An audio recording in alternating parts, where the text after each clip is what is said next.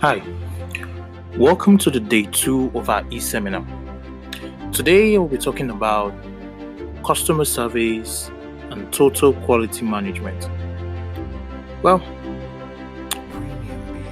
our agenda today will be introduction, subject matter, meaning of customer service and total quality management. Talk about communication, making a first impression, how to identify training needs, and how to identify customers' needs. What is customer service? This is the art of taking care of the customer's needs by providing and delivering professional, helpful, high-quality service and assistance before, during, and after the customer's requirements are met. So, what do I mean by this? It is important for businesses and organizations to have good customer service. As I said, taking care of your customers' needs, in which you're providing and delivering professional, helpful, high-quality service and assistance, not just before, but during and after the customer's requirements are met. So what is total quality management? TQM, as is often called. A system of management based on the principle that every member of staff must be committed to maintaining high standard of work in every aspect of the company's operation. So, every aspect of staff, every member of staff. So, both the management and the staff must be on the same page for you to have good TQM. Let me give you some statistics, some basis. Well, an average Nigerian business loses about 15% of its customer base each year. 68% of customers will stop buying from one business and go to another would do so because of poor and indifferent service. 82% go somewhere else because of a specific customer service issue. So just imagine 82% of your customer base go somewhere else because they were not treated right. Simple. So, how to develop a customer service mission statement?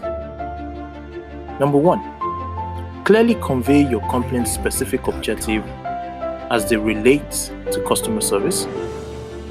Communicate mission statements with customers and employees. This can include making signs throughout the organization, like making maybe post signs throughout the organization. Incentive for good work to motivate workers. So if one of your workers or the workers are doing good, motivate them. Number 3, proper communication through office memos, email, notice boards, phone calls, or newsletter. So it depends on what you're using for communication. What is preferred in your business? Do you use office memos? Do you use emails? Do you call a meeting? Do you use phone calls? Do you use newsletters? Do you have a notice board that you communicate everything? So, what is important is you must have something that you're using to communicate with the staff. Employees must be trained on customer service and best practices.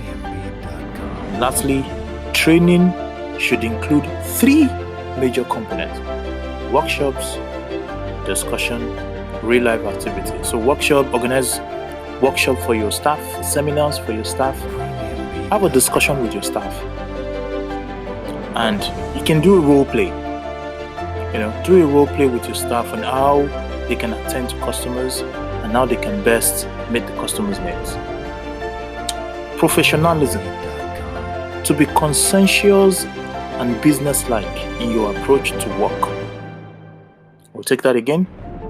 To be conscientious and business-like in your approach to work while maintaining a high standard of behavior. That's professionalism. How do customers judge your performance? Communication, competence, image, and demeanor. So, customers will judge your performance through how you communicate to them. The competence. Competence simply means your uh, the way you understand the job, your skill on the job, your image, how you portray yourself, your demeanor, the skill that you have, the way you communicate that skill that you have. Reputation precedes you when you enter a room, remember? Your attitude determines the perception people have of you, and that perception will become a reality. So it doesn't matter what you do, it doesn't matter who you are. Once customer perceives certain way of you, it becomes their reality. So let's talk about behaviors in the workplace. Number one, quality of service. The key to ensuring that customers return depends on the way they are treated. Number two, be conscientious at all time. Be friendly. Be friendly to your customers. It shows that you want to be there. Number three, be businesslike. Customers will take you seriously if you appear serious. Number four, be a team player. Being a team player and a supporter helps build a strong interaction within the organization. Number five, inner strength. Stand up for what is right. Stand up for what is ethical at all times. Number six, be a problem solver. Don't complain, but instead, always render a solution. So, in your free time, there's an activity for you. One thing I will want you to do is to discuss or to answer the question, why is first impression matter? Why does it matter? You can have a discussion if you're in a large group, two or three groups. Write down some things that you can do to make a first impression. Number two, write some statements that you can say to your customers to incorporate basic courtesies. And number three, what are some things you can do to present a good attitude? So let's continue. Communication. So we're going to define what communication is. We're going to recognize and understand the power of communication, the techniques to manage poor communication. We're going to identify the problems and the solutions. And we're going to talk about verbal and non-verbal communication. We're also going to talk about the exchange of thoughts or the likes as by speech, signal, or writing. So what is the exchange of thoughts? The exchange of thoughts is communication. So communication is the exchange of thoughts, messages, or the like as by speech, signals, or writing. It is to express oneself in such a way that is clearly and readily understood. Communication is shared feelings, shared understanding. If you can honestly achieve that goal, you are communicating. So again, communication is an exchange of thoughts, messages, or the like, as by speech, signal, or writing. So you can exchange thoughts, you can exchange messages through speech, through signals, or by writing it down. That is communication. It's also to express oneself in such a way that is clearly and readily understood.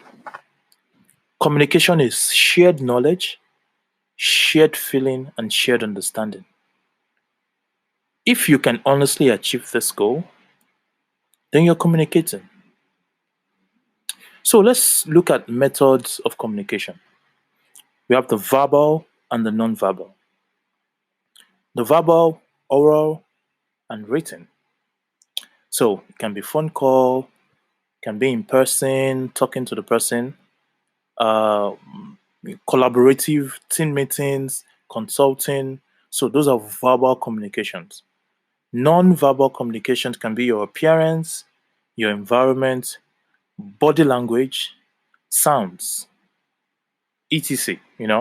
As you can keep naming whatever verbal communication that you think uh, you can add to this. Non-verbal communication can also be emails, letters, memos, and so on. So, what are the advantages of communication? Number one, it reduces stress. If I understand what you're saying, man, I'm stressless. Number two, better understand how to get your message across. Number three, enhances relationships. Number four, save time, save money. And number five, it increases productivity. So, we'll talk about communication parties and channels. From the communicator now, how much is the communicator responsible for passing the correct message across? Is it 2%? Is it 100%? Now, channels of communication. Channels of communication be from the sender, the message, the channel, the receiver, the feedback, and back to the channel. So, the channels of communication can be anything. It can be through emails, it can be through memos, it can be through verbal communication, through the words that you speak, or through sign language. However way you think it is best way to communicate. Patterns of communication. Now, this is very key. Number one, the tone of your voice. Number two, keywords. Number three, non-verbal body language. Number four, style of speech. Number five, rhythm of speech. So the tone of your voice. Some people like to talk really high and really loud. Others like to talk really soft. So it depends. Sometimes the tone of your voice, of the voice, determines the pace of the communication or determines where the communication is going to lead to. If two people are on top of their voice, you bet that nothing is going to be achieved. Keywords. So people use keywords when they're sending communication out. Three, non-verbal body language. I remember when I was young and uh, maybe an elderly person gives me something. Sometimes there will be a non-verbal communication from my mom or from my dad, and instantly we understand, you know. So that is an example of non-verbal communication. That way you know that, man, I don't have to collect this or you know. So non-verbal communication is very important. Then the style of speech, the way you talk, the rhythm of speech. Some people like to talk fast. Some people like to talk really slow. So it all depends on the pattern in which you communicate. So, when you talk about effective communication, what does it mean? What does it really mean? Number one, intrapersonal communication is communication that occurs in your own mind. It is the base of your feeling, biases, prejudice, and belief. For example, examples are when you're making any kind of decision, what to eat, what to wear. When you think about something, what you want to do on the weekend, or what you think about the other person, those are intrapersonal communication. What you think, things that you don't really say out, what you think within yourself, in your own mind. Interpersonal communication, that's another form. It is communication between two people or more. This can involve informal conversation.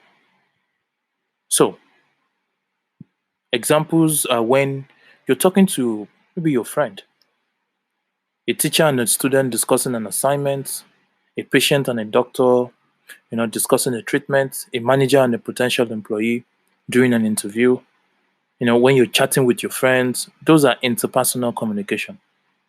So, as I said, effective communication involves intrapersonal communication and interpersonal communication. So, what are the barriers to communication? So, there's a sender and there's a receiver. And between the sender and the receiver, there are barriers sometimes, depending on whatever channel that you're using. But I will discuss the barriers in a minute. Number one, physical barrier. Number two, perception barrier. So, what you perceive of the other person, what you think of the other person. Emotional barrier. Number three, cultural barriers, language barriers because you don't speak the same language, gender barriers, and interpersonal barriers. So, what's your responsibility at work? Is to respect your co-workers, number one, is to respect other people's opinion. Do not use obscene languages at work and set boundaries and limits. How do you overcome these barriers? Make sure your message is crystal clear. Make sure you deliver your messages skillfully, number two. Ensure appropriate feedback. You're focusing on the receiver. Number four. Number five, using multiple channels to communicate instead of relying on one channel. And lastly, beware of your own state of mind. So, what are the tools of effective communication? Number one, be brief. Number two, manners. Be positive. Number four, good listener. And number five, clarity. Be clear when you're communicating to the other person. Are you the right employee? How do you know if the person is the right employee?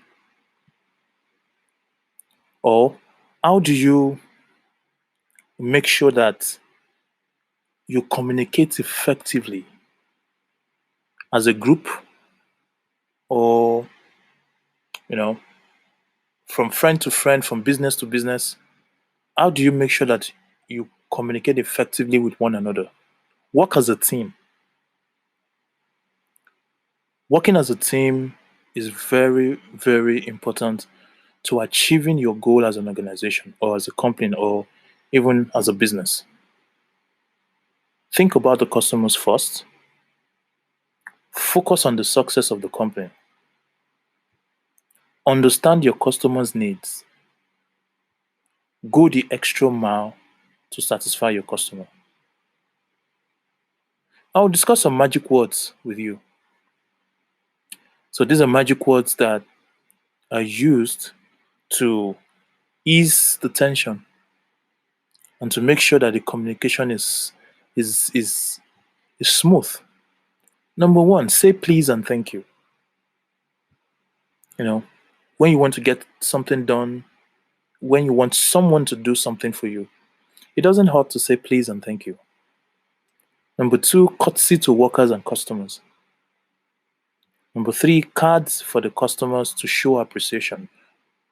So at the end of the year or at the end of the month, you know, you can make some thank you cards.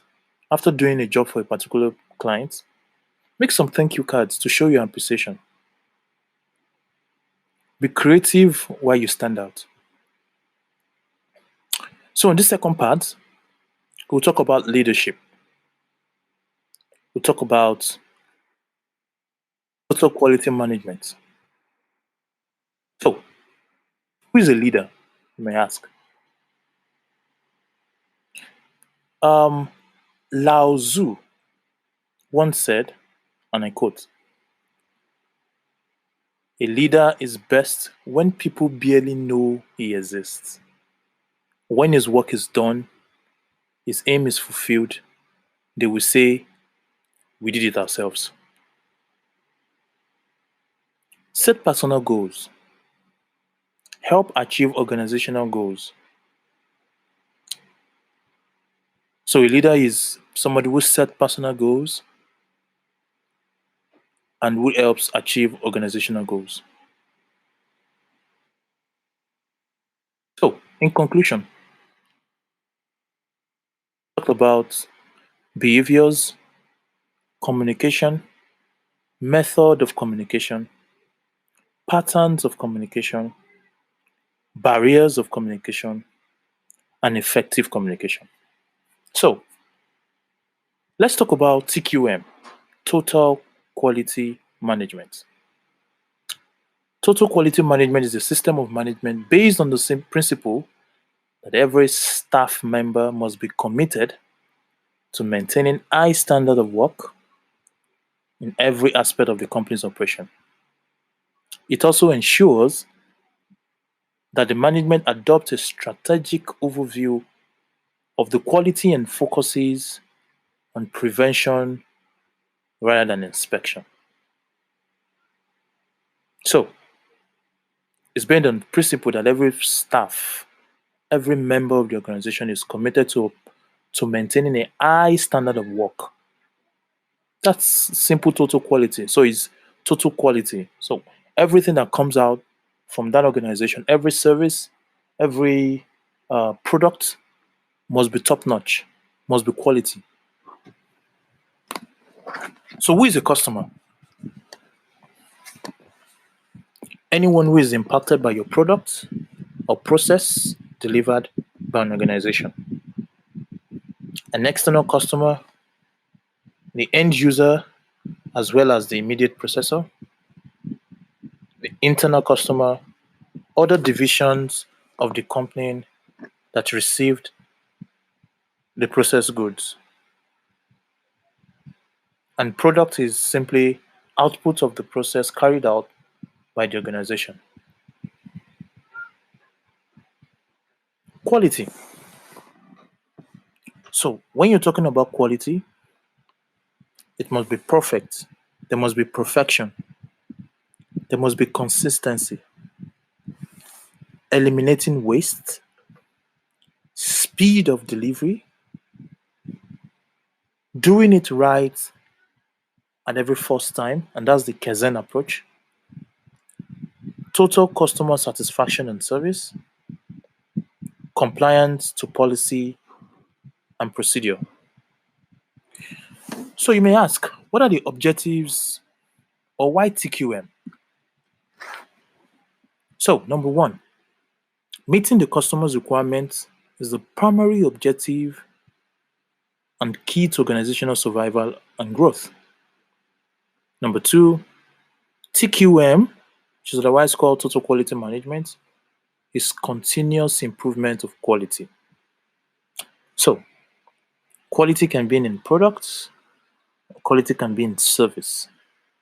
Management should stimulate that employees in becoming increasingly competent and creative. So management has responsibility in making sure that employees are competent and creative. Third, TQM aims at developing the relationship of openness and trust among the employees at all levels in the organization. And again, TQM emphasizes teamwork. There's no way that you can think of producing quality without having teamwork.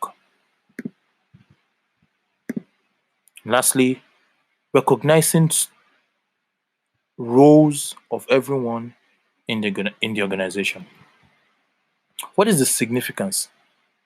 TQM lies in the fact that it encourages innovation, makes the organization adaptable to change, motivate people for better quality, and integrate the business arising out of a common purpose. And all these provide the organization with a valuable and distinctive competitive edge. So, the significance of TQM is that it encourages innovation, it makes the organization adaptable to change, it motivates people for better quality, and integrates the business arising out of common purpose. And all these provide organization with a valuable and distinctive competitive edge. So if you want to have a competitive edge, if you want to have a unique selling proposition, you must be innovative. You must be willing to adapt to change. You must motivate people for better quality. These things are the significance of having total quality management in your organization. So what are the elements of TQM?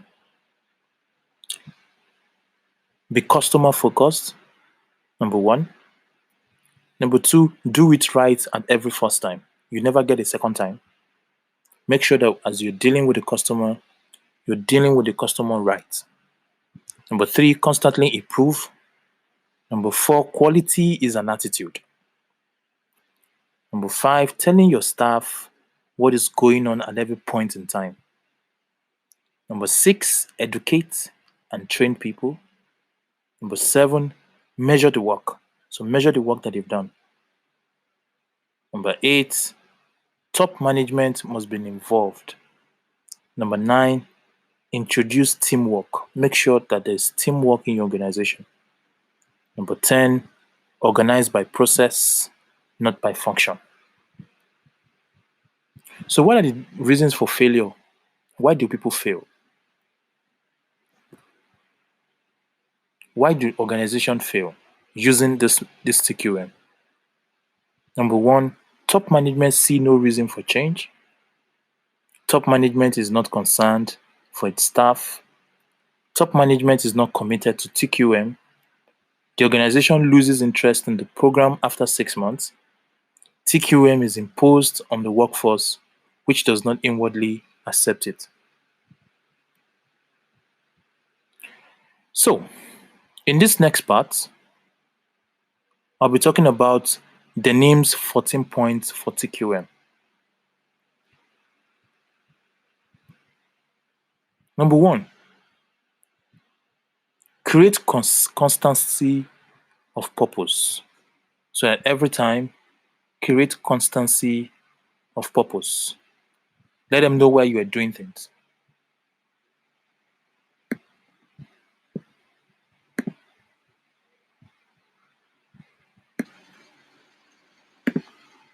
Hello, welcome to the second part of our customer surveys and total quality management seminar. So in the first part, we talked about Denim's 14 points for TQM. Here we'll be expressly discussing those 14 points. Number one, create constancy of purpose. Number two, adopt the new philosophy. Number 3, cease dependence on inspection to achieve quality. Number 4, end the practice of awarding business on the basis of price tag alone. Number 5, improve constancy and forever every process.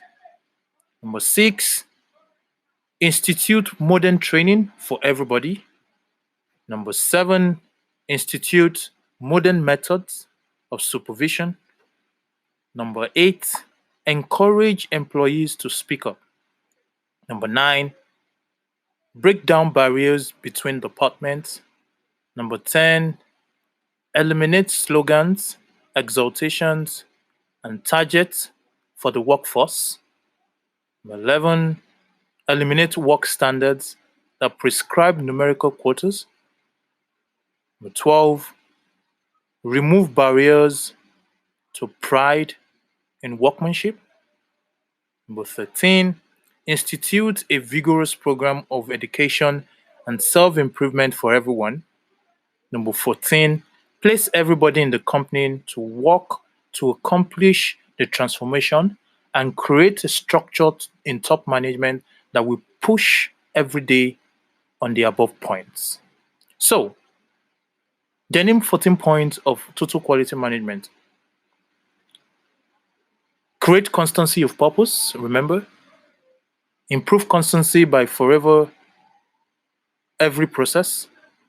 Institute modern training, which is really important, and institute modern methods of supervision. Just to say a few. Characteristics of a successful TQM company, or characteristics of a successful TQM. Number 1, strive for owner customer satisfaction and employee satisfaction. Number 2, strive for accident-free job sites. Number 3, recognize the need for measurement and fact-based decision making. Number 4, arrange the employees to become involved in helping the company improve. Number 5, train extensively. Number 6, work hard at improving communication inside and outside the company. Number 7, use teams of employees to improve processes.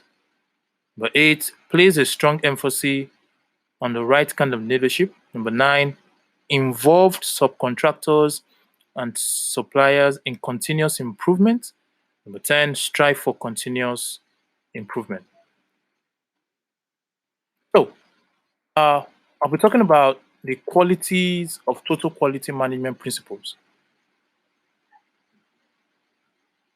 People will produce quality goods and services when the meaning of quality is expressed daily in their relations. Number 2, inspection of the process is as important as inspection of the product. Number 3, probability of variation can be understood by scientific methods. Number 4, workers work in the system to improve the system. Management or managers work in the system to improve the system. Number 5, total quality management must be constantly translated into guidelines provided to the whole organization. And number 6, envision what you desire, but start working from where you actually are. So, how do you begin continuous improvement? As I said, total quality management is continuous improvement.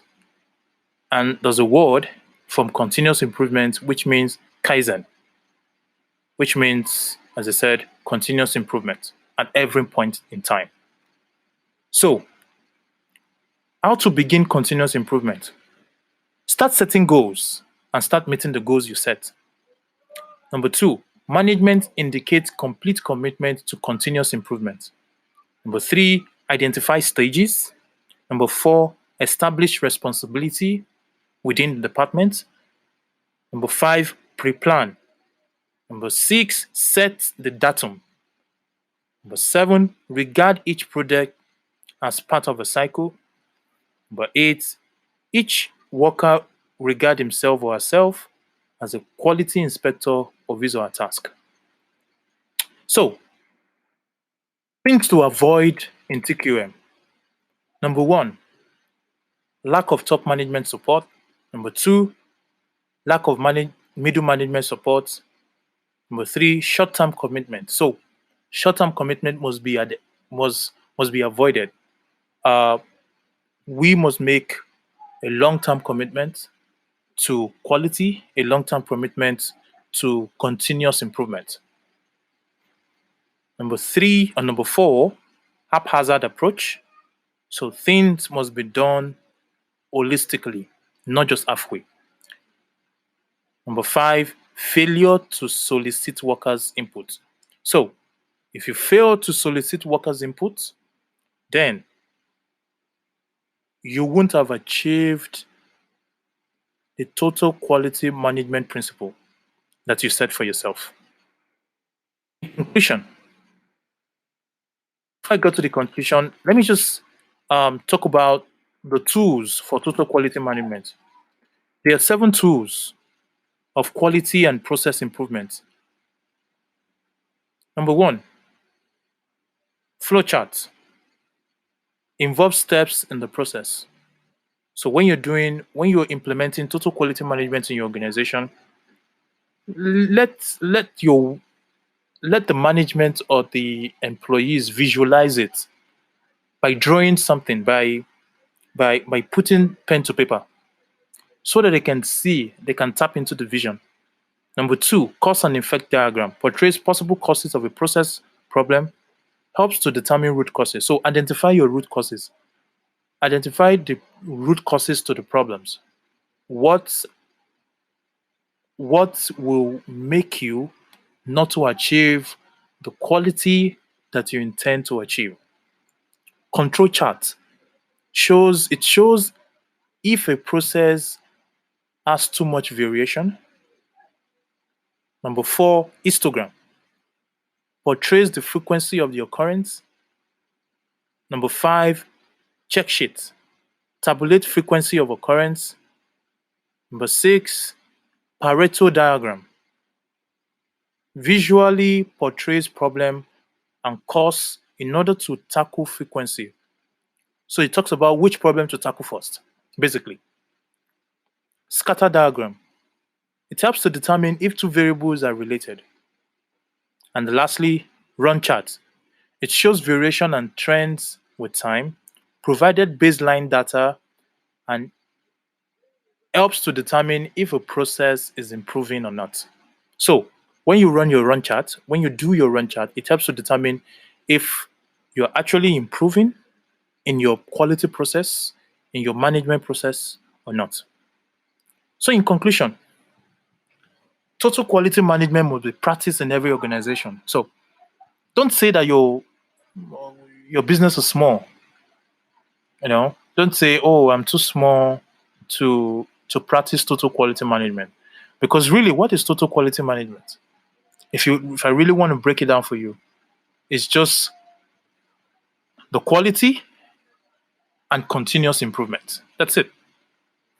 Maintaining quality and continuously improving on the quality, not just on the product, management, staff, and customers. Number two, the concept of Kaizen, continuous improvement at all times, must be adhered to. So as I said, Kaizen means continuous improvement at every point in time. Number three, all levels of management must be involved in success of TQM. Don't just leave it to the workers or to your staff to maintain quality. If you have supervisors, even the supervisors, you can't just leave it for the supervisors. The management, you as the owner of the company, must ensure that your staff, your employee adhere to TQM. And lastly, frequent training of workers on quality and customer satisfaction must be done to ensure that we prevent unnecessary costs to the organization, internally and externally. Now, total quality management is used to lower costs. is used to make sure that you have lean management, lean production, or lean service. And that will help, as I said, to lower your base costs. It helps to reduce waste in the organization. So you must constantly train yourself as the owner of the company, and constantly, if you have workers and staff under you, you must constantly train your staff, in customer service, how to relate to customers, how to make sure that um, customers are satisfied. Because really, the main purpose of you starting a business is to make profit. And how can you make profit? By repeat customers. If a business doesn't have repeat customers, the business will not make profit. And in no time, there'll be um, there'll be struggles in the business. So, in conclusion of this seminar, I want you to take two main points home, and apply it to your business. Number one, I want you to know that you exist because you have customers. Without customers, you don't exist. So in customer service, you must take care of your customers' need by providing helpful and professional service, high quality service before, during, and after your interaction with the customer.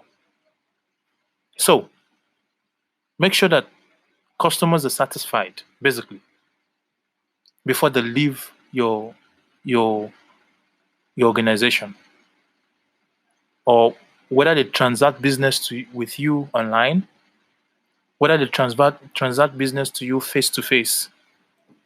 Your responsibility is to make sure that your customers are satisfied. Don't just do things anyhow. Make sure that you are on top of your customers' pulse. And number two, make sure that the goals of your organization, the goals of your business is communicated to all the people who work for you and with you. Because there is nothing as frustrating as a company goal or a company objective that is not communicated to all the stakeholders of the company. So, if it's only you that has the goal of the organization and you don't carry your staff along, you don't carry people that work with you along, you will be frustrated eventually. So, make sure that while you're satisfying customers, it can only work if your staff understand what the business is all about and what the goals and objective of the business is. And you yourself adhere and make sure that they adhere to it.